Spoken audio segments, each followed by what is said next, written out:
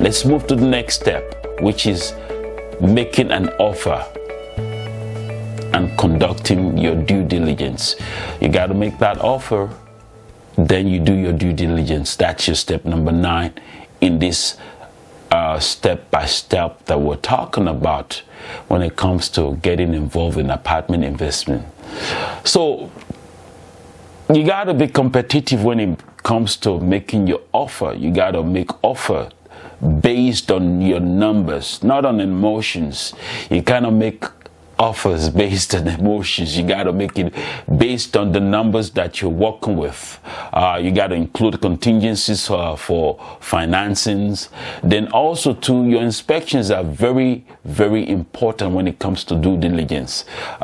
Key areas to focus on during your due diligence are reviewing your financial statement, inspecting the property thoroughly. You got to walk through the property and see what the units are made up of and see what needs to be fixed, see the state and the current situation of the units in your property, or rather the property that you're trying to make an offer for.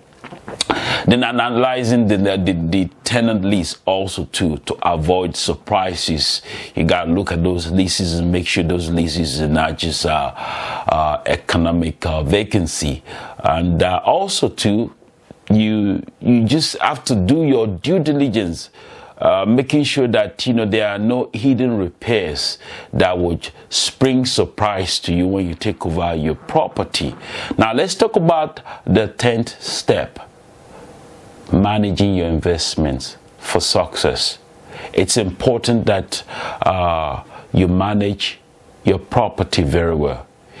If you don't manage your property very well, your numbers would turn out to mean nothing. You got to stay with your business ideas, your outlines, your numbers. If you don't handle this properly, things could easily go south. A good deal could turn out to be a bad deal if you don't follow your business plan, and that's according to your underwriting, your financial analysis.